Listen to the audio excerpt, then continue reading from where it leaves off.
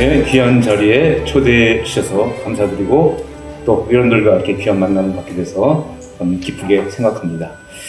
네, 오늘 저는 초고령 사회 노년의 삶과 돌봄의 윤리라고 하는 주제로 강연을 준비했고 또 함께 나누고자 합니다. 사실은 제가 준비한 양이 좀 많은데요. 시간은 제한되어 있고 그러다 보니까 제가 좀 더 전체적인 것을 다 다루긴 하되 좀 더 깊이 다루기까지는 못할 것 같습니다. 그래서 여러분들께서 가지고 계신 자료집 다 있으신 걸로 알고 있는데 그 자료집 보시면서 참고하시면 또 될 것 같습니다. 네, 초고령 사회 노년의 삶과 돌봄의 윤리라고 하는 주제인데요. 일단 여기서 초고령 사회라고 하는 이 제목이 우리 눈앞에 좀 다가옵니다. 그런데 사실은 우리가 초고령 사회 이전에 초고령 교회가 더 먼저 시작이 됐거든요. 이미 그래서 초고령 교회는 이미 시작됐고 또 초고령 사회는 2024년 12월에 시작이 된 거죠. 그런데 사실은 초고령 사회는 준비를 오랫동안 많이 해왔습니다. 그리고 지금도 열심히 준비를 하고 있죠. 그런데 우리는 초고령 교회를 먼저 맞이했는데 과연 그 정도의 준비를 우리는 했는가라는 것을 되돌아볼 때 여러 가지 아쉬운 점이 많이 있는 거죠. 그래서 그런 부분과 관련해서 우리가 어떻게 이 초고령 교회 또 초고령 사회를 맞이해서 우리의 노년 사역을 펼쳐갈 수 있을지 또 우리가 어떤 마음가짐으로 어떤 태도로 노인 돌봄을 할 수 있을지에 대해서 같이 고민해 보시는 시간 되면 좋겠습니다. 네, 우리 인구 5명 중에 1명이 노인입니다. 이게 2024년 12월에 우리나라가 초고령 사회로 진입하면서 생긴 일이죠. 또 노인 5명 중에 1명이 독거 노인입니다. 이것도 역시 2024년 통계입니다. 그래서 고립감과 단절감, 또 무가치함, 우울감 같은 여러 가지 정서적 어려움들을 호소하는 경우가 많고 이것이 어떻게 보면 우리 사회에 점점 사회적인 문제로 되어가고 있다 이렇게 말할 수도 있겠죠. 실제로 최근에 독거 노인 중에서 자살하는 그런 경우들이 속속 발생하고 있고 그 인구가 계속 그 비율이 증가하고 있습니다. 그래서 우리는 수명이 연장된 오래 사는 시대를 맞이했는데 과연 우리가 오래 살게 된 이 시대가 마냥 좋기만 한가? 우리가 긍정적으로만 경험하고 있는가? 라는 것에 대해서 생각해 볼 필요가 있다고 하는 것이죠. 연장된 수명, 우리가 다 인식하고 있는 것인데 이것은 연장된 노화 기간을 의미하는 것이죠. 예전에는 은퇴한 다음에 10년, 20년 더 사시다가 돌아가셨는데 지금은 30년, 40년 더 사시는 거죠. 그래서 노화 기간이 늘어나고 노년기가 더 늘어나게 된 것이죠. 그런데 과연 이렇게 늘어난 노년기가 우리에게 기쁜 소식이기만 하냐 하는 것에 대해서 우리가 생각해 볼 필요가 있다고 하는 거죠. 많은 경우 또 60대 이상부터 2가지 이상의 질병을 갖고 계신 분들이 상당히 많으신데요. 연장된 투동기다 그렇게도 또 이야기를 한다라고 하는 것이죠. 우리의 연수가 70이요 강건하면 80이라도 그 연수의 자랑은 수고와 슬픔뿐이요 신속기간이 우리가 날아가나이다 라고 시편 90편 10절에 기록되어 있는데요. 우리가 이것을 잘 생각해 볼 필요가 있다고 하는 거죠. 과연 70에서 80까지 10년을 더 살게 됐는데 그것이 이 시편 기자의 고백으로는 그렇게 자랑할 만한 일이 아니라고 하는 것이죠. 수고와 슬픔, 고생하고 슬픈 일이 10년이 더 이어진다. 그런 의미라고 한다라고 하는 거죠. 그러면 과연 이렇게 오래 사는 것이 우리에게 어떤 유익이겠냐 하는 것을 생각해 보게 된다라고 하는 것이죠. 이렇게 수고와 슬픔, 고생과 슬픔으로 노년기를 경험하는 그 경험은 이 시대뿐만 아니라 지금도 마찬가지로 이어지고 있다 이렇게 얘기할 수 있다라고 하는 것이죠. 그런데 많은 경우 그렇게 그런 경험을 하게 되는 이유가 노년기에 대한 인식, 노화에 대해서 어떻게 생각하고 어떤 태도를 가지고 늙어가는지, 노년기를 어떻게 보내는지 하는 것에 달려있다 이렇게 얘기할 수 있는 것이죠. 그래서 일반적으로 우리 사회에서는요, 노년기를 죽음 중심으로 이해합니다. 그래서 내가 점점 늙어가면서 점점 죽음의 한 발자국씩 가까이 다가가는 것으로 이해를 하는 것이죠. 그래서 우리가 늙어가면서 내가 이제 내 인생의 때가 얼마 남지 않았구나 라고 하면서 죽을 때를 염두에 두고 우리들의 늙음, 노화를 경험한다라고 하는 것이죠. 세상 사람들은요, 우리 인생을 4단계로 나눕니다. 뭐 여러 단계로 나눌 수 있겠지만 큰 틀에서 누구나 동의할 수 있는 그런 구분 방식이 이렇게 얘기할 수 있겠죠. 태어남, 자라남, 늙어감, 죽음이라고 하는 거죠. 여러분들은 지금 이 4단계 중에서 어느 단계이신가요? 저 태어나셨으니까 지금 계시는 것이고, 아직 돌아가시지 않으셨으니까 이 자리에 계시는 것이고, 둘 중 하나입니다. 자라남이냐 늙어감이냐라고 하는 것이죠. 우리 신앙들은요, 늙어감을 빼야 됩니다. 태어남, 자라남, 죽음만 있는 것이죠. 말하자면요, 우리는 태어나서부터 죽을 때까지 계속 성장만 하다가 죽는 것이다 이렇게 볼 필요가 있다고 하는 거죠. 이 성장에는요, 무엇보다도 중요한 영적 성장이 있는 것이죠. 그래서 우리가 이 세상에선 태어남, 또 자라남, 죽음을 경험하면서 계속 영적 성장을 이루어간다 이렇게 이야기할 수 있다라고 하는 것이죠. 그런데 많은 분들이 이러한 구분 방식에 이렇게 머리로는 동의해도 이 마음으로는 동의가 안 되는, 또 우리 몸으로는 동의가 안 되는 그런 일이 좀 있는데요. 바로 여기에 우리의 문제가 있다라고 하는 거죠. 왜냐하면요, 자라남에 대해서는 우리는 긍정적인 이미지를 가지고 있습니다. 그런데 늙어감, 그럼 여기 갑자기 부정적인 이미지가 들어옵니다. 그리고 두려움이 엄습합니다. 왜냐하면 죽음을 향해서 가고 있는 것이라고 느끼고, 또 뭔가 부정적인 경험이라고 우리도 모르게 인식을 하게 된다라고 하는 거죠. 그래서 우리는 죽음 중심으로 우리 인생을 이해하는 것이 우리의 인생 후반부의 삶을 부정적으로 채색하고 또 우울감에 사로잡히게 할 수 있다, 그 얘기인 것이죠. 그래서 우리가 인생 후반부를요, 성장이 멈춘 시기로 생각하는 것이죠. 그러니까 성장할 거 다 성장했고 이제는 늙어간다, 그리고 늙어가다가 죽는다 이렇게 생각하는 것이죠. 그래서 여기에 절대 우리는 마침표를 찍어서는 안 된다는 겁니다. 중년기 지나면서 우리는 마침표를 찍습니다. 내가 할 거 다 했고, 클 거 다 컸고, 성장할 거 다 성장했고, 이제는 늙어가다가 죽는 일만 남았어. 그렇게 마침표를 찍기 쉬운데요, 절대 마침표가 아닌 쉼표를 찍어야 한다라고 하는 거죠. 이 이후에 엄청난 그런 성장 잠재력이 있고, 또 하나님이 그런 노화 계획을 세우셨다라는 우리의 고백 속에서 그렇게 생각할 수 있다라고 하는 것이죠. 그래서 우리가 생각할 수 있는 것은요,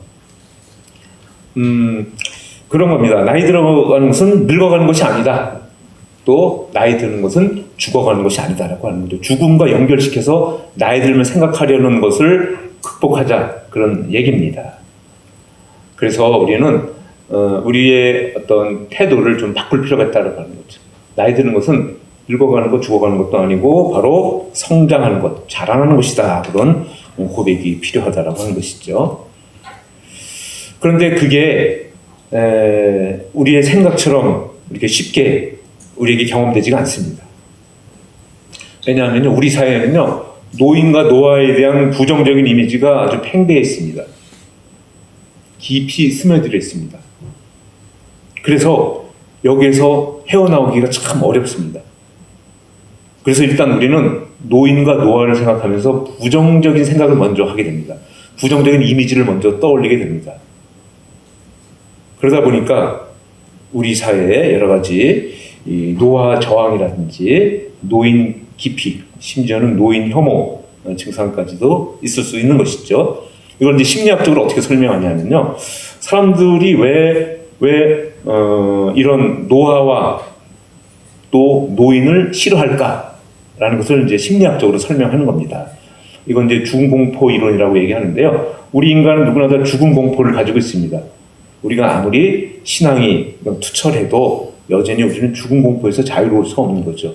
우린 부활을 믿고 영생을 믿어도 여전히 나도 모르게 내 안에서 올라오는 죽음 공포가 있다라고 하는 것이죠. 그것을 우리는 무의식적인 죽음 공포라고 얘기를 합니다. 왜냐하면 내가 의도한 것이 아니고 나도 모르게 죽음 공포가 올라오기 때문에 그런 것이죠. 근데 사람들은요, 누구나 다 죽음 공포를 싫어합니다. 죽음에 대해서 뭔가 떠올리는 것을 아주 싫어합니다. 그런 사람은 별로 보지 못한 것 같습니다. 죽음 공포는요, 그냥 우리 안에서 조용히 잠자고 있으면 좋을 일인데 이게 자꾸 깨어나서 밖으로 나오는 거죠. 뭔가 떠오르고 느껴지는 거죠. 그래서 사람들은 그걸 자꾸 통제하려고 합니다. 가능한 한 죽음 공포를 느끼지 않으려고. 왜냐하면 죽음 공포를 느끼는 순간 별로 유쾌한 기분이 안 들거든요. 불쾌하거든요. 그래서 죽음 공포 관리 이론이라는 것이 있습니다. 뭐냐면요, 우리 인간은 이런 죽음 공포를 계속 느끼면서 이것을 관리하면서 살아간다라고 하는 거죠. 근데 여기서 중요한 건 뭐냐면요, 죽음 공포를 누구나 느끼고 싶지 않은데 나도 모르게 죽음 공포를 느끼는 때가 있습니다. 그게 뭐냐면요, 죽음 공포 유발 요인을 경험했을 때, 죽음 공포 유발자를 만났을 때 잠자고 있던 죽음 공포가 확 올라오는 것이죠. 바로 그래서 우리는 이 죽음 공포를 떠올리게 하는 모든 것들에 대해서 부정적인 이미지를 가지고 있습니다. 그런 부정적인 이미지를 대표하는 것 중에 하나가 뭐 여러 가지 어떤 전염병이죠. 전염병은 죽음 공포 유발 요인입니다. 그리고 전염병 감염자는 죽음 공포 유발자죠. 어떤 전쟁이 터졌다라고 하면 그거는 죽음 공포 유발 요인이고요. 또 어떤 전쟁에서 이렇게 어떤 총격전을 벌인다든지 거기서 전쟁에서 이렇게 서로 적군끼리 싸우는 그런 모습을, 적군과 싸우는 그런 모습을 볼 때 우리는 그 사람들을 죽음 공포 유발자로 경험하는 것이죠. 그래서 그런 걸 보면 나도 모르게 죽음 공포가 유발되는 거죠. 그리고 불쾌합니다. 그런데 가장 대표적이고 일반적인 죽음 공포 유발 요인이 뭐냐? 노화 현상이라고 하는 것이죠. 노화 현상을 보면요, 내 안에 잠자고 있던 죽음 공포가 나도 모르게 올라오는 것을 느끼는 것이죠. 그 다음에 허리 굽어진 백발 노인을 보면 나도 모르게 죽음 공포가 올라오는 거죠. 그래서 죽음 공포 유발 요인, 또 죽음 공포 유발자로 우리가 노화 현상이라든지 노인을 경험하는 것이죠. 그러다 보니까 어떨까요? 죽음 공포 유발을 하는 모든 것들은 다 싫어합니다. 다 부정적인 이미지를 갖다 덮어 씌웁니다. 그래서 사실은요, 우리가 노화를 싫어하고 노인을 혐오하는 것은 사실은 실제로 노인을 싫어하는 것, 실제로 노화를 싫어하는 것이 아니라 우리 안에 있는 죽음 공포를 싫어하는 것이다, 이렇게 얘기하는 것이죠. 왜냐하면 그분들 자체가 싫은 것이 아니라 그분들로 인해서 내 안에 있는 죽음 공포가 유발되니까 죽음 공포를 유발시키는 그 사람들이 싫은 거죠. 이것이 전 세계적으로 우리 모든 사람들이 경험하는 것이다, 이렇게 심리학에서는 설명을 합니다. 결국은요, 우리 사회에서 노인을 싫어하고 또 노화에 저항하는 이유는 뭐냐 하면 우리 안에 있는 죽음 공포 때문이다라고 하는 거죠. 그렇게 이제 심리학자들이 설명을 하고 있습니다. 글쎄요, 이 설명이 뭐 완벽한 설명이라고 얘기할 수는 없겠지만 뭔가 이렇게 생각을 하게 해주는 것 같습니다. 그런데 우리 신앙인들은요, 사실은 죽음 공포에서 좀 자유로워야 되는 사람인 거죠. 우리 이론적으로는 그렇지 않습니까? 우리 신앙적으로는요, 우린 죽음이 우리를 위협하지 못하잖아요. 죽음의 권세를 다 이기시고 또 우리는 영생할 사람들인데 죽음 공포에 그렇게 지배를 받는다는 것 자체가 용납이 잘 안 되지 않습니까? 그런데 우리의 그런 신앙적인 결단이나 신앙 고백하고는 다르게 나도 모르게 자꾸 그렇게 올라오는 것이죠. 그래서 사실은 이것이 우리에게 신앙인들에게 특별히 여러 가지로 도전을 주고 또 생각을 하게 하는 것이죠. 어떤 의미에서 얘기한다면요, 내가 노화 현상을 극도로 싫어하고 노인을 혐오한다라고 한다는 그 말은 내가 신앙이 약하다 하는 말일 수도 있다라고 하는 것이죠. 그러니까 우리들의 신앙의 문제, 부활 신앙에 대한 문제, 영생에 대한 신앙의 문제가 이 노화에 대한 우리의 태도하고 연결이 돼 있다라고 심리학에서는 설명을 하는 것이죠. 그래서요, 이러한 어떤 죽음에 대한 것을 어떻게 처리해야 되냐, 어떻게 대처해야 되냐, 우리 안에서 끊임없이 계속 올라오는 죽음 공포를 어떻게 대처하느냐 하는 것에 대해서 이제 여러 가지로 학자들이 이야기하는데 크게 두 가지가 있습니다. 제가 이제 간단하게만 말씀드리면요, 죽음에 대해서 이제 네, 제가 이 슬라이드 안 보여드렸었나요? 죄송합니다. 지금 한번 보시면 되겠습니다. 그래서요, 우리한테 중요한 것은 뭐냐면요, 이 죽음 공포를 어떻게 다루냐 하는 것이죠. 죽음 공포. 그래서 첫 번째 방법은 뭐냐면요, 요건 이제 실존주의 철학자가 이제 이야기하는 겁니다. 뭐냐면요, 능동적으로 죽음 공포에 대응하자, 그 얘기인 거죠.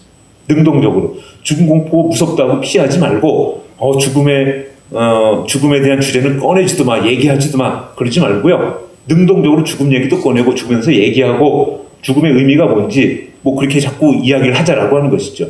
그래서 우리가 죽음은 사실 그렇게 겁을 먹을 게 아닌데 지레 겁을 먹고 아예 죽음 근처에 가지도 못하면서 죽음에 대한 얘기를 입도 뻥끗 안 하려고 한다라고 하는 것이죠. 그러지 말고 죽음이라는 게 이렇게 우리한테 위협을 주거나 무서운 게 아니니까, 또 더더군다나 우리 신앙인들 같은 경우는 죽음이 무서울 게 아니라고 하는 것이죠. 그런 의미에서 죽음에 대한 얘기 자꾸 하자. 죽음에 대한 두려움, 죽음에 대한 경험을 솔직하게 얘기하고 나누고 그러다 보면 죽음에 대한 두려움이 사라지고 죽음 공포로부터 우리 노임을 받을 수 있을 것이다. 그렇게 주장하는 것이죠. 그게 어떤 실존주의적인 그런 태도라고 얘기할 수 있겠습니다. 그래서 그 얘기를 제가 이제 간단하게 설명드린 것이고요. 여기 슬라이드에 나오는 부분은 그걸 좀 더 구체적으로 이야기하는 것이죠. 그 다음에 두 번째는 뭐냐면요, 사랑입니다. 사랑. 말하자면 죽음에 대한 어떤 생각, 또 죽음이라는 것을 적극적으로 다룸으로써 죽음 공포를 이겨내자. 그게 첫 번째 입장이라면요, 두 번째는 사랑입니다. 사랑으로 죽음을 극복하자. 그 얘기인 것이죠. 그 말은 어떤 말이냐면요, 노년 심리학자 리차드 존슨이라고 하는 분이 사랑으로 죽음 공포를 압도하자, 이렇게 얘기하고 있는 것이죠. 이 말은 어떤 말이냐면요,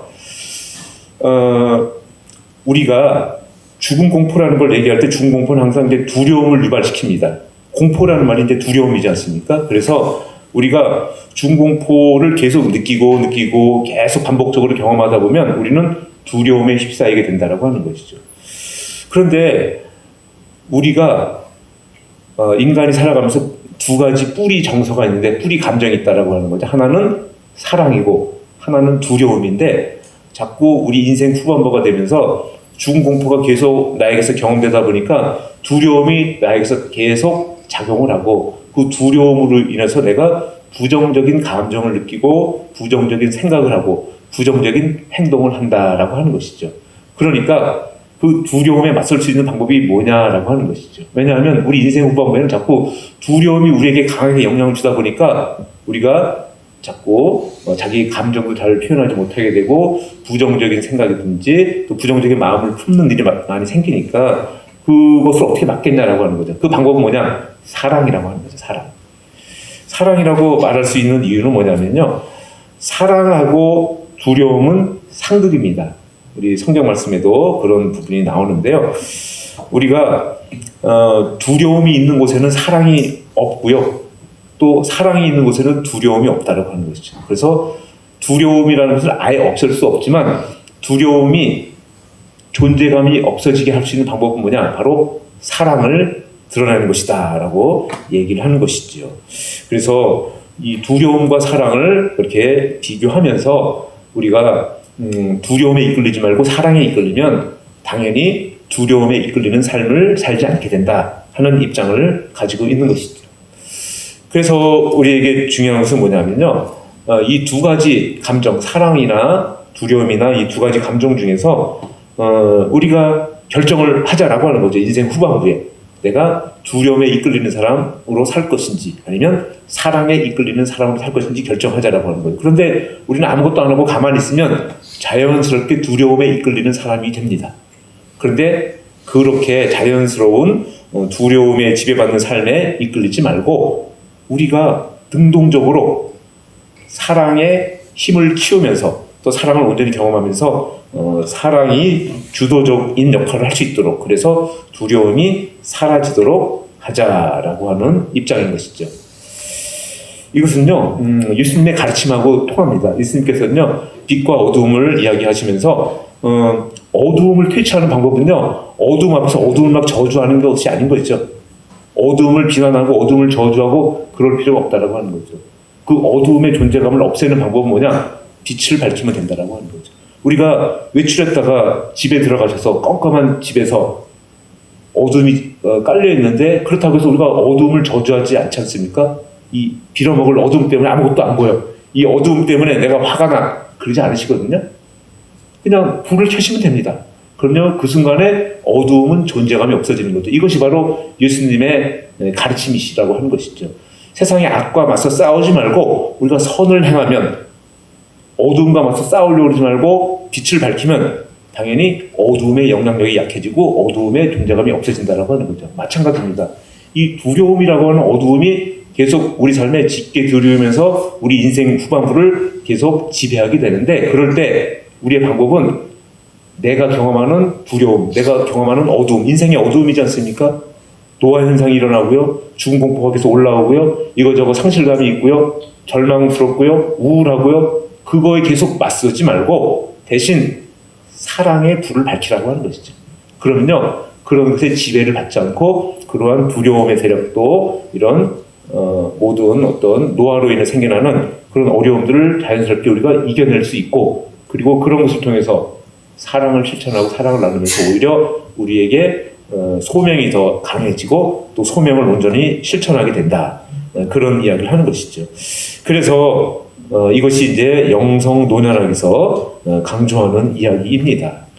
말하자면요, 죽음에 대한 묵상으로 두려운 공포를 이겨내려고 그러지 말고 사랑을 온전히 경험하고 온전히 드러내므로 죽음 공포를 이겨내자라고 하는 거죠. 그럴 때 우리 노년기의 삶은 영적 성장이 있고요, 소명이 강화되고요, 또 우리 삶 속에 진정한 기쁨과 또 만족이 있을 수 있다 하고 설명을 한 것이죠. 우리 성경 말씀에 사랑 안에 두려움이 없고 온전한 사랑이 두려움을 내쫓나니 두려움에는 형벌이 있음이라. 두려워하는 자는 사랑 안에서 온전히 이루지 못하느니라 라는 그 말씀처럼요, 사랑하고 두려움은 상극으로 표현되고 있습니다. 말하자면요, 두려움의 존재감을 없애는 가장 확실한 방법은 사랑이다 라는 것을 우리 성경 말씀을 통해서도 볼 수 있는 것이죠. 그래서 우리는요, 노년기가 되면서 우리 인생의 모두 전환을 해야 됩니다. 사랑 모드로 모두 전환을 해야 되는 것이죠. 그래서 우리가 사랑 모드로 전환하는 사람은요, 우리 인생에 대해서 부정적으로 생각하지 않습니다. 우리의 노화에 대해서 부정적으로 생각하지 않습니다. 내가 늙어간다고 생각하지 않습니다. 난 자라난다고 생각하는 것이죠. 그래서 내가 사랑을 실천하고 또 나누고 또 깨닫고 또 나누고 하는 그 과정 속에서 우리는 영적으로 성장하게 된다고 하는 것이죠. 그렇게 봤을 때 말하자면 우리 인생에서 태어남, 또 자라남, 늙어감, 죽음이 아니라 태어남, 자라남, 죽음으로 우리 인생을 경험하면서 우리 인생 후반부 노화 시기를 부정적으로 보지 않는다라고 하는 것이죠. 오히려 더 영적으로 성장할 수 있는 기회로 우리가 볼 수 있다, 이렇게 얘기할 수 있는 것이죠. 그래서 우리 성경 말씀에 이런 고린도후서 4장 16절 말씀 있지 않습니까? 우리의 겉사람은 낡아지나 우리의 속사람은 날로 새로워지도다 라고 하는 이 말씀이 결국은 우리 노년기에 가장 중요한 어떤 성경 구절이라고 얘기할 수 있겠죠. 우리가 자꾸 겉사람에 치중하면요, 우린 자꾸 늙어가는 것만 봅니다. 그리고요, 절망하게 되고요, 자꾸 옛날을 그리워하면서 옛날하고 지금하고 비교하게 되는 거죠. 옛날에 내가 계단을 막 뛰어 올라갈 때 그때 막 비교하면서 지금은 계단 올라가기가 힘들다 라고 한다면, 비교하면서 우리 스스로 경험하고 있는 지금 현재 이 시간을 부정적으로 경험하는 것이죠. 그래서 그 모든 것들이 자꾸 부정적인 경험으로 이어지고 우울하고 또 슬퍼지게 된다라고 하는 거죠. 그런데 속사람을 우리가 바라보고 속사람이 새로워지는 것을 경험하는 사람은요, 자라남을 경험하는 것이며 늙어감이 아닙니다. 자라남입니다.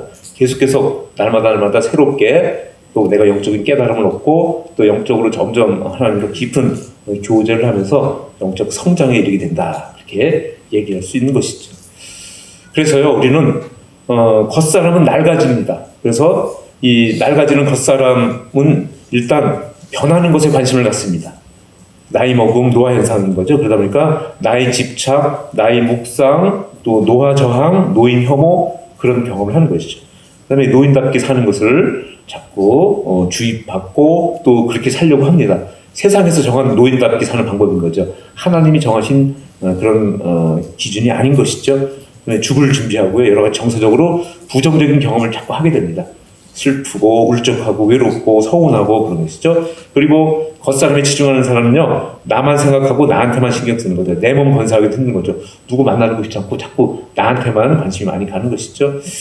그런데 우리가 새로워지는 속사람에 관심을 갖는다면요, 우리의 삶의 태도가 전혀 달라진다라고 하는 거죠.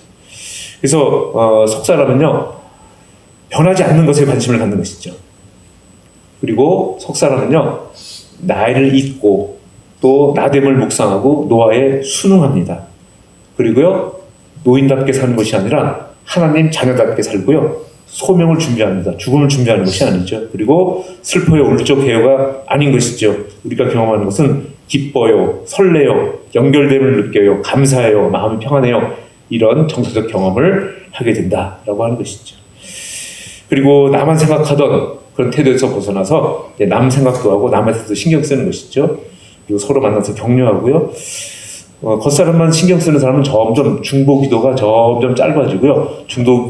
중보기도의 범위가 점점 적어지고 열심내기가 어려운데, 속사람에 신경 쓰고 속사람을 추구하는 사람은요, 점점 중보기도의 범위가 넓어지고요. 그 다음에 영적 성장을 위해서 꾸준하게 더 노력을 하게 된다고 하는 거죠.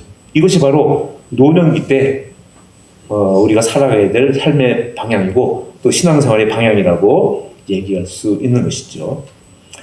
네, 이어서 이제 우리 노인 돌봄의 환경을 한번 보시면요. 요즘에 이제 나홀로 노인이 많습니다. 제가 아까 말씀드린 것처럼 5명 중에 1명이 나 혼자 사는 것이죠. 그런데 사실은요, 그 수치로만 보면서 외로움을 느끼는 노인이 한 20%는 외로움을 느낀다, 그렇게 봐서는 안 됩니다. 가족들하고 같이 살면서도 외로움을 느끼는 경우가 많이 있거든요. 그래서 사실은 많은 노년층들이 외로움을 경험하고 있는데, 이것을 이제 뭐 관계적 난민이다 그렇게도 표현하고요, 또 관계적 공간을 경험하지 못한다 그렇게도 이야기를 하는데요. 요즘에 그래서 이제 우리가 요양보호사 같은 경우를 보면요, 대부분의 요양보호사가 60대 이상입니다. 다시 말하면요, 노노 케어를 하는 거죠. 60대 이상 된 노인이 또 다른 60대 이상 된 노인을 돌보는 그런 일이 우리 사회에서 계속 이루어지고 있다라고 하는 것이죠. 그런데 이렇게 노노 케어는요, 돌봄의 한계를 보여줄 수 있습니다. 왜냐하면요, 노년기 때 어떤 체력적으로도 한계가 있고요, 또 여러 가지로 어떤 이런 돌봄을 제공하는데 힘에 부칠 수가 있거든요.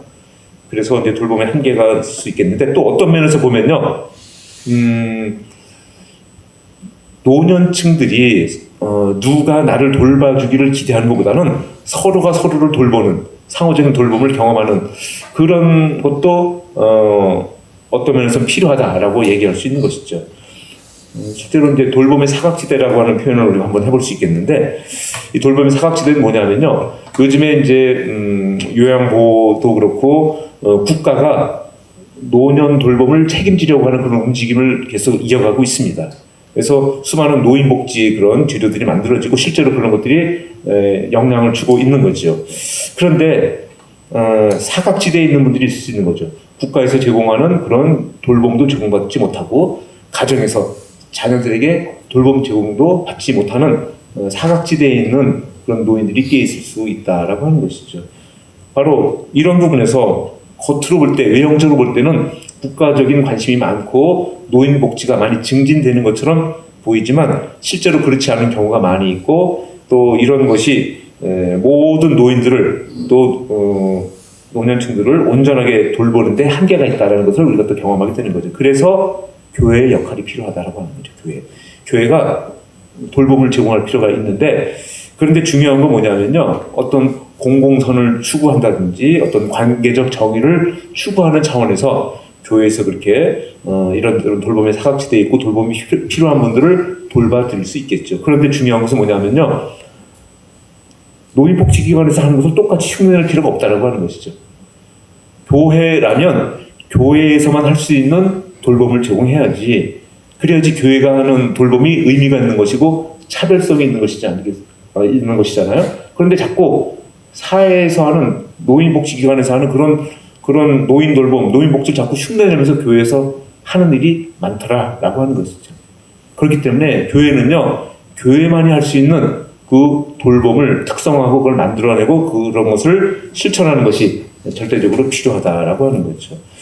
그것을 뭐 여러 가지로 이야기할 수 있겠지만 간단하게 말씀드리면요, 교회에서는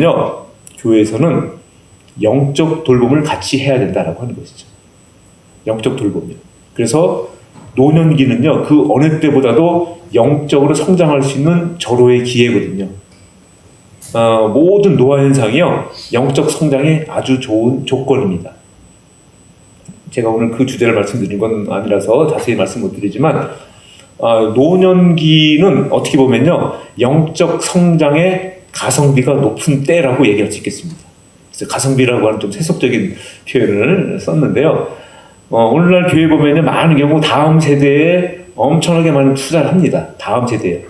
교회 재정이라든지 어떤 에너지라든지 인력이라든지 많은 것을 다음 세대에 투자하는데요. 그렇다고 다음 세대에 투자하는 게 문제가 있다는 말이 아니라 그만큼 그렇게 하는 것과 똑같은 정도로 노년 세대에도 투자해야 된다라고 하는 것이죠. 왜냐하면요, 노년 세대는요, 그 어느 때보다도 영적 성장이 가파르게 이루어질 수 있는 기간이거든요. 그래서요, 우리가 사역하는 것은 결국 영혼을 바라보고 하는 것이잖아요. 영혼. 어린아이나 노인이나 다 똑같은 영혼이거든요. 하나님의 시각으로 보면 다 똑같은 영혼입니다. 영혼 돌봄하는 것이고요, 영적으로 성장할 수 있도록 도와준다라고 한다면요, 그렇게 세속적인 기준을 가지고 자꾸 미래를 생각하면서 다음 세대에만 초점 맞추기보다는 지금 우리 눈앞에 있고 여기 앉아 계시고 또 우리랑 함께 신앙생활 하고 있는 그분들, 또 돌봄이 필요한 그분들에게 영적 돌봄을 제공하면서 그분들이 영적으로 큰 성장할 수 있도록 도와주는 것이 어떻게 보면 큰 우리 사역의 어떤 초점이 아닌가 그런 생각이 들고요. 또 실제로 노년층이 교회에서 부흥하면서 교회 그 부흥의 어떤 역동이 교회 전체적으로 파급이 돼서 교회 전체가 부흥되는 그런 경우들이 요즘에 또 많이 있거든요. 그래서 우리가 너무 다음 세대만 잘 돌보는 것이 교회가 성장하는 길이다라고 어떤 공식처럼 그렇게 생각하기보다는 당장 이 회중석에 앉아있는 이 모든 회중들, 특별히 노년층들이 많지 않습니까? 그분들이 온전하게 영적으로 성장할 수 있도록 도와주는 것, 그것이 또 교회에서 할 수 있는 노년 돌봄에서 중요한 요소 중에 하나다, 이렇게 얘기할 수 있는 것이죠. 네, 이제 노년 사역을 통한 노인 돌봄의 방향에 대해서 한번 살펴보도록 하겠습니다. 노인 돌봄을 해야 되는데 그러면 우리가 어떤 마음가짐을 가지고 어디에 방점을 찍고 우리가 돌봄을 제공해야 되겠냐 하는 주제인 것이죠. 첫 번째는요, 유대감 형성을 돕는 돌봄이 필요하다라고 하는 거죠. 노년기 때는요, 아까도 말씀드린 것처럼 많은 외로움을 느낍니다. 사람들하고 같이 있어도 외로울 수 있고요. 또 더더군다나 배우자를 먼저 떠나보내고 사별로 인해서 큰 상실감 속에서 어려움을 당한 사람도 많고요. 또 홀로 사시는 분도 많으시고요. 그래서 그런 어떤 노년기 때에 되게 외로움, 또 고립감, 단절감 이런 것이 노년들에게 큰 어려움을 주는 경험이기도 한데 그런 것을 이겨낼 수 있도록 어떤 서로 연결되고 서로 연대감을 느끼고 또 서로 친밀해지는 그런 방식으로 돌봄을 제공하는 것이 필요하다라고 하는 것이죠. 그리고 사실은 그런 것 말고도 노년기가 되면요, 자꾸 자기 몰두에 빠지게 됩니다. 뭐냐면 나만 생각하는 것이죠. 그런 게 어떻게 나타날 수 있냐면요, 노년분들 중에서 어떤 분들이 그렇게 얘기합니다. 어떤 따님이 자기 어머님하고 가까이 사세요. 어머님 혼자 사시고 따님이 이제 아이들 키우면서 근처에 사시는데 시간 날 때마다 그 어머님을 돌봐드리는 거죠. 같이 만나서 밥도 사드리고 또 구경도 시켜드리고 같이 시간도 보내고 교회도 모셔다 드리고 그렇게 가까이 지내는 거죠. 그런데 어느 순간부터 이 딸이 엄마를 만나고 싶지 않대요. 그래서 왜 그러나 들어봤더니 엄마가 옛날하고 좀 달라졌대요. 엄마하고 만나면 그동안 내가 애 키우면서 얼마나 힘든지, 내가 어떤 마음을 갖고 있는지, 내가 지금 고민이 뭔지, 어떤 생각인지 그걸 다 얘기하고, 또 엄마는 엄마 나름대로 엄마의 생각도 얘기하고, 엄마의 경험도 얘기하고, 엄마가 뭘 하고 있는지 다 얘기하고, 그래서 서로의 얘기를 하면서 좋은 대화를 나눠서 너무너무 좋고 힘이 됐대요. 근데 어느 순간부터 엄마는 내 얘기를 안 듣는다 이렇게 얘기해요. 내 얘기 안 듣는대요. 그리고 당신 얘기만 하신대요. 내가 오늘 그 무릎이 쑤셔가지고 내 병원에 갔는데 뭘 했고, 점심 때는 내가 뭘 했고, 저녁 때 뭐 했고, 계속 본인 얘기만 쭉 하신대요. 그래서 자기 딸의 얘기를 들어주질 않으신대요. 관심이 없으시대요. 이게 바로 우리 노년기 때 쉽게 나타날 수 있는 자기 몰두거든요. 특별히 몸이 점점 약해지고 이 쇠약해지면서 이 몸을 중심으로 해서 점점 나한테만 관심을 갖고요. 그리고 온갖 신경이 나한테만 쓰여지고 나한테만 집중되는 그런 경험을 하고 싶다라고 하는 거죠. 이것은요, 어떻게 보면 상당히 어떤 대인관계에 계속 문제를 일으키고 연대감을 온전히 경험하지 못하고 유대감을 경험하지 못하게 만드는 요인 중에 하나거든요. 바로 그런 이유 때문에 자꾸 연결되고 남의 얘기도 들어주고 서로 나누고 격려해주고 하는 그런 어떤 유대감 형성을 도와주는 돌봄, 그것이 노년기 때는 반드시 필요하다라고 하는 거죠. 네, 두 번째로는요, 질환을 치유하는 돌봄입니다. 그래서 아까도 말씀드린 것처럼요, 우리가 연장된 후병기를 경험하는 경우가 많이 있다라고 하는 거죠. 왜냐하면 60대 이상 되면 여러 가지, 두 가지 이상의 질병을 많은 분들이 갖고 계신다라고 얘기하는 것처럼요. 그래서 우리가 건강함을 이해할 때 어떻게 이해할 수 있냐면요, 건강함을 단순히 무병장수, 병이 없이 오래 사는 것도 그렇게만 보지 않습니다. 생명력 있는 삶, 생명력이 넘쳐나는 그 삶을 건강합니다 이렇게 얘기하는 것. 이거는 WHO에서 정의하는 건강의 기준인 것이죠. 내가 병이 없는 게 건강한 것이 아니라 내 하루하루 삶 속에서 생명력을 느끼면서 사는 것, 그것이 바로 건강한 것이다 이렇게 얘기한다라고 하는 거죠. 그래서 우리가 생각해야 될 것은 뭐냐면요, 질병 치료와 질환 치유를 구분할 줄 알아야 된다라고 하는 것이죠. 질병이라고 하는 거 뭐냐면요, 병원에 가서 의사가 진단하는 진단명이 질병입니다. 이런 병이 있으시네요 라고 얘기하면 그게 질병인 거죠. 그러면 질환은 뭐냐 하면 그 의사가 진단한 그 진단명, 그 질병이 있지 않습니까? 질병에 대해서 내가 심리적으로 어떻게 반응을 하는지, 영적으로 어떻게 반응을 하는지, 그게 질환이라고 하는 거죠. 그 말은 무슨 말이냐면요, 어떤 사람은요 병원이 있는데 질환이 없을 수 있습니다. 병원에서 의사 선생님이 이거는 좀 조심해야 될 병이고 되게 치명적일 수 있는 병입니다. 조심하셔야 됩니다. 라고 하는데 보통 사람들 그것 때문에 큰 근심에 빠지고 그것 때문에 너무 지나치게 조심하고 위축돼서 이것저것도 못하고 그다음에 심리적으로 불안하고 그럴 텐데 어떤 분은 그거에 크게 영향을 안 받고 지금까지 해오던 삶을 해서 끊임없이 잘 사시는 거죠. 이분은 뭐냐 하면 질환이 약한 것이죠. 질병은 큰데 질환은 약한 것이죠. 그런데 그런 경우가 있을 수 있다고 합니다. 어떤 환자들은 질환이 그들의 병보다 그들을 더 괴롭힌다라고 하는 거죠. 의사가 큰 병이 아니라고 얘기하는데 계속 이분이 병원 갔다 온 이후로 그 병만 24시간 묵상하는 거죠. 주야로 그 병만 묵상해요. 이 병이 좀 심해지는 거 아니야? 이 병 때문에 이런 것 같아? 이것 때문에 이런 것 같아? 이거는 질환이 크신 거거든요. 그러면요, 이 병하고 상관없이 삶의 질이 떨어지고요, 생명력 있는 삶을 살 수가 없습니다. 그래서 중요한 건 뭐냐면요, 의사가 해야 될 일과 우리 목회자들, 돌봄 사역자들이 할 일을 구분한다라고 하는 거죠. 의사는요, 맨 밑에 나온 것처럼요, 병을 치료합니다. 질병을 치료합니다. 그런데 우리 목회자들, 사역자들은요, 질환을 치유한다라고 하는 거죠. 그래서 내가 어떤 병이 있어도 그것 때문에 내가 소명 감당을 못한다든지, 그것 때문에 너무 위축돼가지고 근심과 두려움과 걱정에 쌓여서 산다든지, 그렇게 하지 않도록 도와드리는 것이죠. 그것이 바로 질환 치유다라고 하는 것이죠. 다시 말하면요, 교회에서 하는 돌봄은요, 질병에 대한 것이 아니라 질환에 관한 것이죠.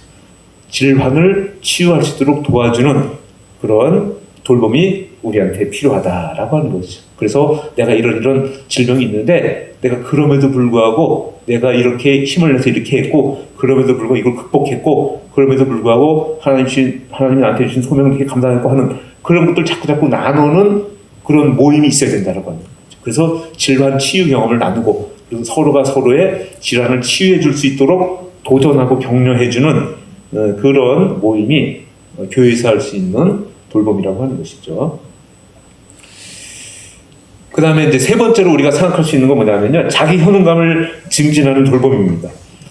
자기 효능감이라는 건 그런 겁니다. 내가 무언가를 할 수 있다라고 느끼는 게 자기 효능감입니다.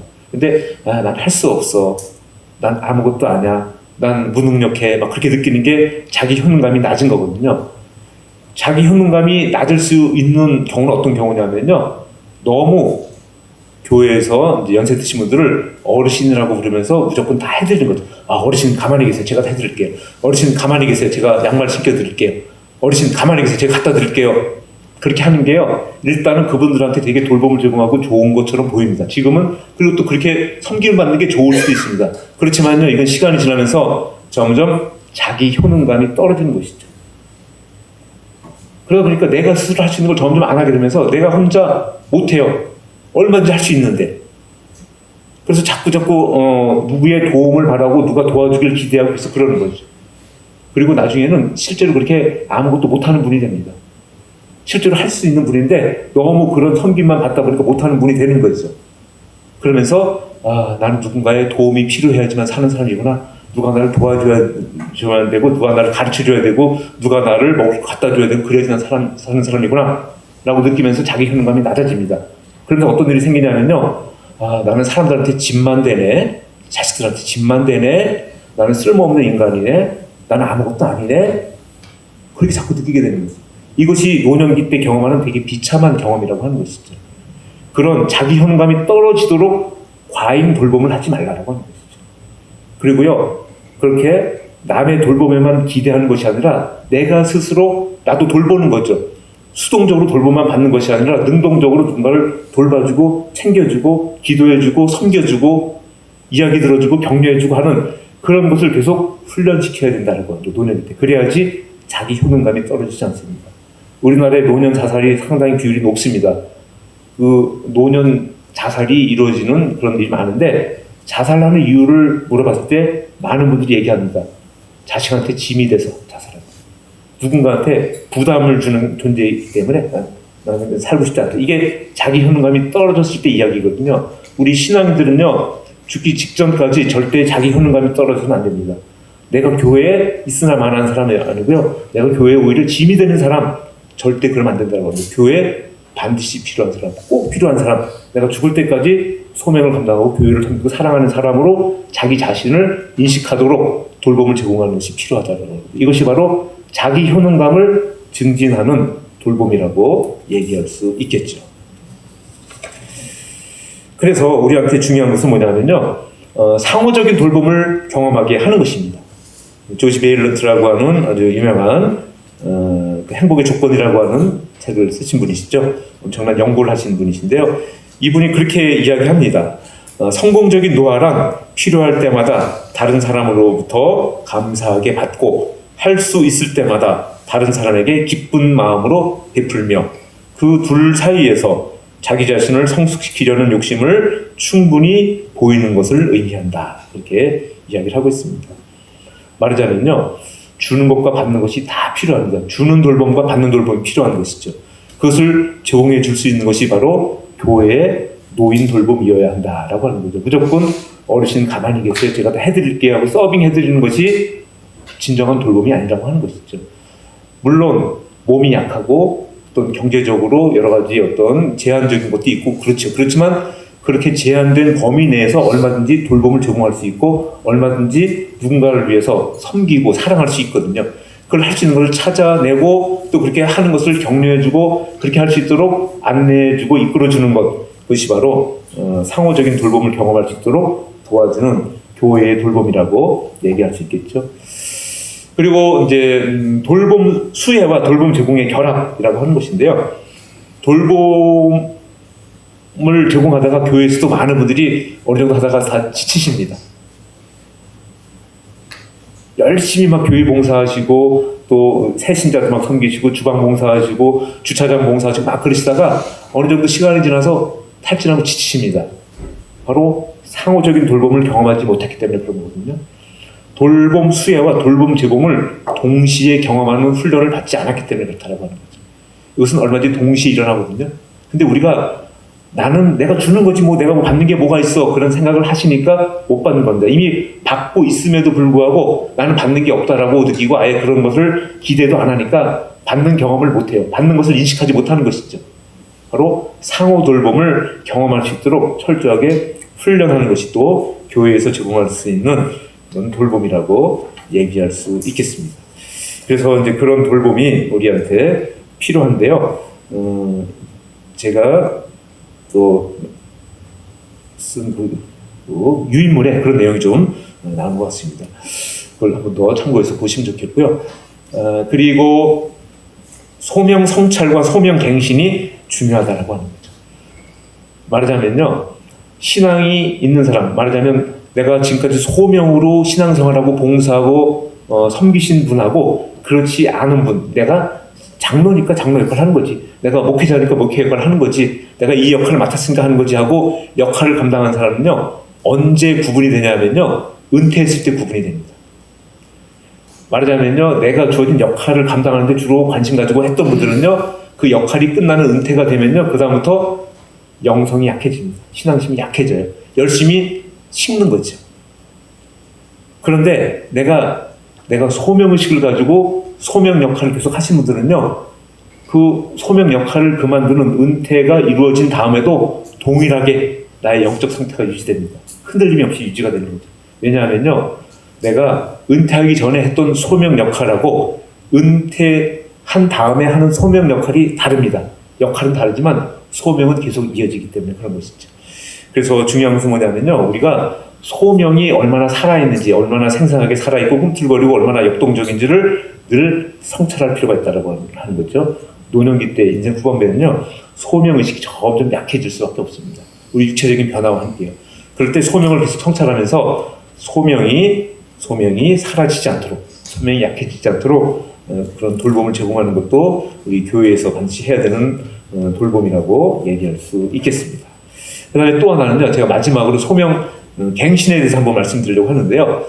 소명 갱신이라고 하는 건 뭐냐면요, 소명이 계속 업데이트 되는 것이죠. 소명이 버전이 1.0으로 죽을 때까지 이어지는 것이 아니라 1.0, 2.0, 3.0, 4.5, 5.5 계속 업데이트 되는 것이죠. 소명이라고 하는 것은 가만히 정지해 있는 것이 아니라 꿈틀거리면서 살아있는 것이거든요. 왜냐하면요, 소명 역할은 우리들의 상황에 따라서 계속 바뀝니다. 내가 예전에 수입이 많을 때 그때 역할하고요, 근데 수입이 줄어들었어요. 그리고 내 몸이 약해졌어요. 그럴 때 소명 역할은 달라질 수밖에 없습니다. 다시 말하면요, 내 소명이 없어지는 것이 아니라 업데이트되는 것이죠. 계속 업데이트되고 버전이 계속 달라지는 것이죠. 그러면서 우리의 마지막 숨을 쉬는 순간까지 계속 이어지는 것이 소명이라고 하는 거죠. 그런 의미에서 은퇴하기 전에 교회에서는 반드시 소명갱신 훈련을 해야 됩니다. 소명갱신을 반드시 해야 됩니다. 그래서 내 소명이 은퇴에 맞춰서 어떻게 갱신되는지를 연습하시고 각자의 상황에 맞게 소명이 갱신되도록 도와주는 것, 이것이 또 교회에서 할 수 있는 그런 교회에서만 할 수 있는 특별한 노인 돌봄 중에 하나다, 또 얘기할 수 있겠죠. 네, 일단 제가 이 정도로 좀 말씀드리겠고요. 우리 노인 돌봄의 실천적 지침은 제가 몇 가지 우리 유인물에 적은 것이 있는데 그런 것을 이렇게 참고해서 한번 또 보시면 될 것 같습니다. 제가 그러면 실천적 지침에 대해서 몇 가지만 한번 말씀드려도 될까요? 네. 네. 그래서 이제 교회에서 실질적으로 노인 돌봄 사역을 하시면서 하실 수 있는 그 사역이 무엇일까, 이제 그런 주제들 관련해서 간단하게 한번 말씀드리면요. 일단 이제 노화 인식 개선이라는 것이 있습니다. 노화 인식 개선이요. 그러니까 말하자면요, 많은 분들이 노화에 대해서 부정적인 인식을 갖고 계시거든요. 근데 노화는 또 하나님이 주신 선물이라고도 얘기할 수 있겠고요. 영적 성장을 할 수 있는 절호의 기회이거든요. 영적 성장을 위해서 하나님이 우리에게 주신 자연적인 조건이 노화라고 얘기할 수 있는데, 우리가 노화에 대해서 작심하고 부정적으로 생각하려고 그러면요, 절대 그런 것을 경험할 수가 없습니다. 그래서 우리가 노화에 대한 인식을 바꿀 수 있는 것, 우리 사회에서는요, 노화에 대해서 아주 부정적인 이미지를 깊이 우리 생각 속에 심어놨습니다. 그래서 이게 웬만해서 잘 안 바뀌는 것이죠. 근데 이것은요, 하나님이 주신 생각이 아닌 것, 하나님이 주신 노아에 대한 생각이 아닌 것이죠. 세상이 주는 노아에 대한 생각을 우리가 가지고 있는 거죠. 우리가 기독교인임에도 불구하고 교회에서 노아에 대해서 어떻게 생각해야 되는지를 구체적으로 설명 안 해줄 때는 우리는 세상에서 노아를 어떻게 생각하는지를 그대로 받아들이는 경우가 많이 있다고 합니다. 그래서 우리의 노아 인식은 반드시 개선돼야 되거든요. 하나님의 눈으로, 신학의 관점으로 완전히 바뀔 필요가 있습니다. 그래서 그런 노아 인식 개선을 위한 그런 어떤 교회에서의 프로그램이 노년기 때는 참 필요하다고 보고요. 그 다음에 노아 예찬이라는 것이 노아 예찬. 노아는 아름다운 것이거든요. 늙어가는 것입니다. 그런데 많은 분들이 늙어가면 추하다고 얘기를 해요. 우리들의 늙음도 하나님이 주신 것이거든요. 젊음만 하나님이 주신 건가요? 아니거든요. 늙음도 하나님이 주신 것이라고 하는 거죠. 그런데 우리는 마치 젊음은 좋은 것이라고, 아름다운 것이라고 얘기하면서 하나님이 주신 노아는 추한 것이라고 얘기하는 거죠.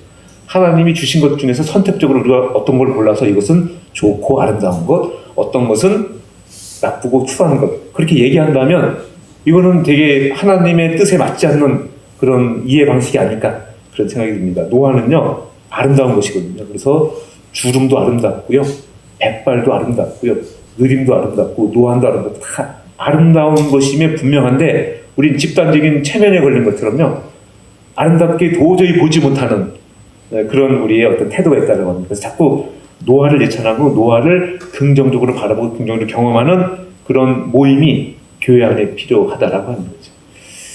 왜냐하면 하나님이 주신 것이기 때문에. 그 다음에 아까 말씀드린 것처럼 질환치유 모임, 그 다음에 또 소명갱신 모임, 그런 것이 필요하고, 제가 아까 사랑으로 죽은 공포를 이겨내는 것으로 이야기 드렸었는데요. 그것을 구체적으로 실천하는 그 방식들이 있습니다. 연습하는 방식들이 있어요. 그게 사랑 찾기 연습이라는 것이 있고요. 또 사랑 호흡 나눔이라고 하는 그런 여러 가지 어떤 방식들이 있습니다. 그래서 그런 것들을 교회에서 꾸준하게 실천하면서 우리가 노년 사역을 하실 수 있지 않을까, 이렇게 생각이 됩니다.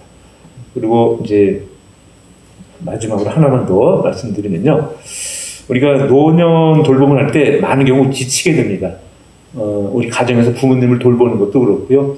또 교회에서 노년층을 돌보는 일도 그렇고요.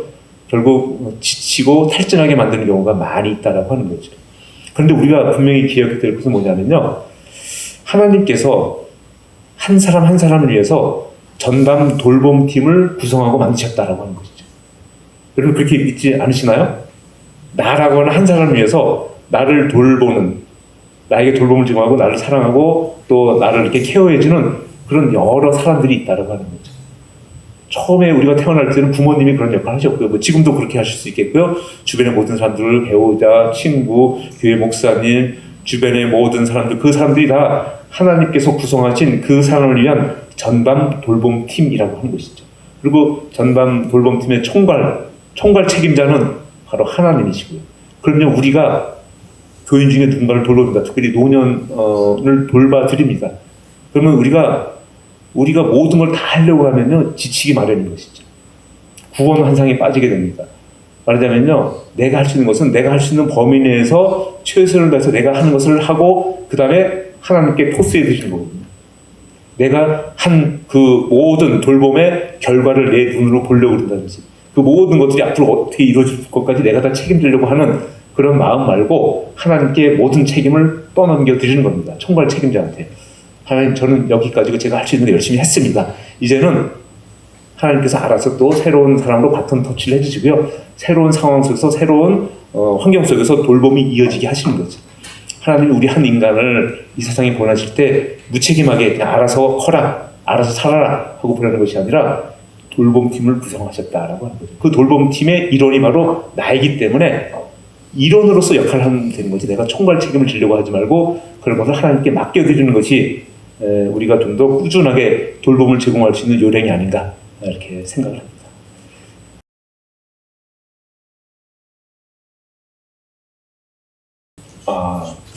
네, 뭐 시간이 조금 이제 사랑 찾기 연습이라고 하는 것은요.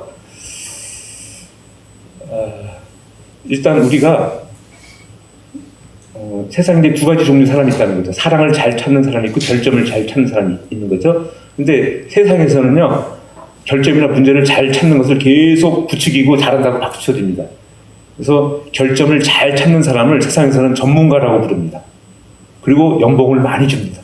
우대해 줍니다. 그러니까 사람들이 경쟁적으로 결점을 찾으려고 그러면 여기에 이런 문제가 있습니다. 여기에 이런 결점이 있습니다. 이런 오류가 있으면 그걸 자꾸 경쟁적으로 찾아내려고 그래요. 그러니까 대인관계 속에서도요, 자꾸 그런 걸 결점이나 잘못된 걸 찾아내는데 익숙해져서 자꾸 그걸 찾아내려고 하는 게 바로 세상의 문화거든요. 그런데 우리 기독교 문화는요, 결점이 아니라 사랑을 찾아내는 거예요. 사랑. 여기서 사랑이 보이네요. 여기서 사랑이 느껴지네요. 여기 사랑이 숨어 있네요. 라고 보는 것이죠. 그래서 그 사랑을 찾아야 되는데 세상에서 사랑을 못 찾게 우리 눈을 막고 방해하는 요인이 너무 많다 보니까 우리가 사랑 찾기가 어렵거든요. 그래서 사랑 찾는 연습을 하는 건데요. 이게 뭐냐 하면요. 숨은 그림 찾기 있지 않습니까? 숨은 그림 찾기. 많이 해보셨죠? 좀 안 하셨나요? 숨은 그림 찾기? 숨은 그림 찾기는 그림에 숨은 그림 막 있잖아요. 뭐 촉불, 연필 막 숨어있는 것도 찾으시는 거잖아요. 그런데 숨은 그림 찾기는 상당히 재미있고요. 또 숨은 그림 찾기를 하려면 우리에게 믿음이 필요합니다. 믿음이 없이는 숨은 그림 찾기를 못합니다. 어떤 믿음이냐면요, 숨은 그림이 있다는 믿음인 거죠. 숨은 그림이 있다는 믿음. 근데 누가 그림을 갖다 주고 거기 숨은 그림이 없는데 숨은 그림 찾으라 그러면 우리가 찾겠습니까? 안 찾죠. 숨은 그림이 있어야지, 있다는 믿음이 있어야지 숨은 그림을 찾는 거죠. 그래야지 우리는 숨은 그림 찾는 것이고, 마찬가지로요, 하나님은 사랑이시고 하나님은 무소부재하십니다. 없는 곳이 없으시죠. 그 말은 뭐냐면요, 사랑이 모든 곳에 있다는 얘기입니다. 모든 곳, 모든 상황, 모든 곳에 사랑이 있다는 거죠. 부부싸움 할 때도 거기에 사랑이 있고요. 회의할 때 언성이 높아져도 거기 사랑이 있는 것이고요. 서로 끌어안고 사랑한다고 말하는 것만 사랑이 아니라 그 모든 것에 사랑이 있는데 사랑이 단지 숨어 있는 겁니다.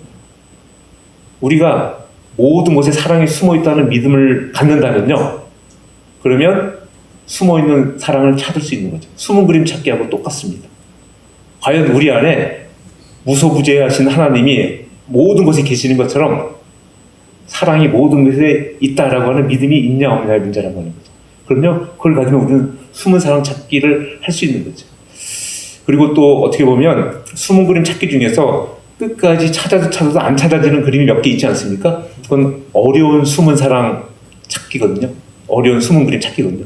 마찬가지입니다. 우리가요, 눈에 금방 띄는 그런 사랑 찾기가 있습니다. 숨은 사랑 찾기. 그래서 누가 봐도 저건 사랑이네, 저기 사랑이라고 보는 거죠. 그런데 어떤 것은요, 사랑으로 보기가 참 어려운 것이 있습니다. 회의 시간에 교회 안에서 막 서로 막 언성이 높아져요. 거기에 사랑이 있을까요, 없을까요? 거기 사랑이 있는 거죠. 그러면 사랑이 있다는 믿음이 있으면요, 사랑을 찾으려는 기대를 하게 되고요, 사랑을 찾으려는 노력을 하게 되는 거죠. 그럼요, 반드시 그 와중에도 사랑을 찾게 되는 거죠. 이것은 어려운 사랑 찾기죠. 우리가 어려운 숨은 그림 찾을 때 막 인상 찡그리고 눈 찌푸리고 막 위아래로 이렇게 좀 멀리 떨어져서 보기도 하고 그러면서 열심히 찾잖아요. 마찬가지라고 하는 거죠. 그래서 저는 가끔 그런 연습을 합니다. 가끔입니다. 뭐냐면 아침에 일어나가지고 나는 오늘 하루 살면서 숨은 사랑을 10개를 찾아야 되겠다. 그런 거죠. 그리고 하루 일과를 시작하는 거죠. 그래서 아내가 저한테 이렇게 되게 위로해주는 말을 하면은 숨은 사랑 하나 찾았네. 또 차 타고 가다가 누가 또 양보해주면 숨은 사랑 하나 찾았네. 물론 이제 숨은 사랑을 이제 제가 실천하면서 찾을 수 있겠죠. 그래서 하루를 다 보낸 다음에 집에서 잠자리에 들기 전에 난 오늘 숨은 사랑을 몇 개 찾았지? 뭐 그런 식으로 한번 연습을 해보는 거죠. 그래서 그게 어떻게 보면 사랑 찾기 연습이라고 얘기하십니다. 그거를 나누는 겁니다. 일주일 동안 내가 숨은 사랑을 어디서 어떻게 찾았는지, 내가 얼마나 어려운 숨은 사랑을 찾았는지 아세요? 하면서 그거를 또 고백하고 나누고 하는 거예요. 그러면요, 숨은 사랑 찾기, 자꾸 사랑을 찾는 것이 우리에게 거룩한 습관으로 자리 잡게 된다. 이렇게 말할 수 있는 것이죠. 하나 예를 들면 그런 거라고 말씀드릴 수 있을 것 같습니다.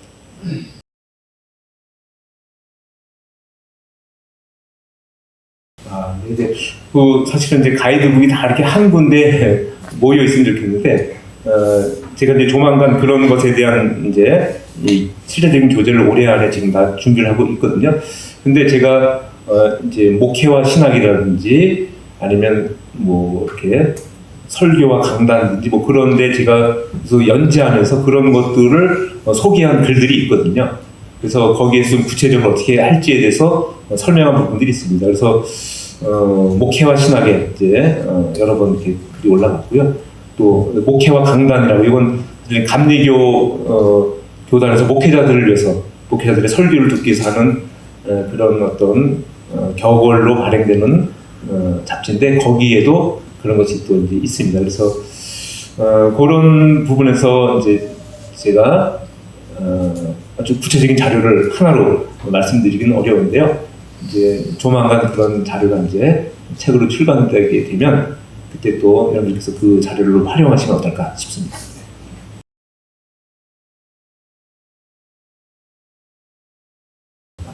네, 아주 구체적이고 실제적인 것을 지금 이제 말씀을 해주셨는데요. 일단 사실 그게 어느 순간에 갑자기 되기는 상당히 어려운 것 같습니다. 어떻게 보면 그분이 지금까지 살아오신 어떤 그 신앙적인 여정 속에서 어떻게 신앙이 좀 더 굳건해지셨는지도 되게 중요한 거라고 생각을 하거든요.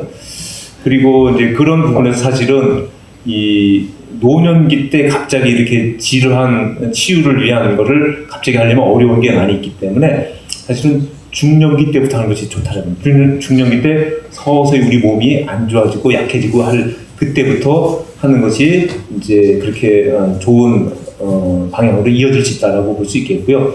또 무엇보다도 이제 그런 분들은 이 죽음 공포의 영향을 많이 받는 경우도 있을 수 있다라고 합니다. 유난히 질병에 대한 두려움이 많고 또 질병으로 인해서 죽음 공포가 많이 유발되고 또 두려움이 많이 엄습하면서 두려움이 유발하는 모든 부정적인 정서, 부정적인 생각, 걱정, 근심 그런 것들이 점점 많아질 수 있는 분위기 때문에 그런 부분에서 어떤 건강하게 죽음 공포를 다루는 그 방식에 대한 훈련도 같이 필요하다라고 생각합니다. 근데 사실 그게 뭐 말처럼 쉽게만 되는 건 아니지만 저는 그래서 다를 때보다도 노년보다는 노화에 좀 더 관심을 가지고 있습니다. 노화.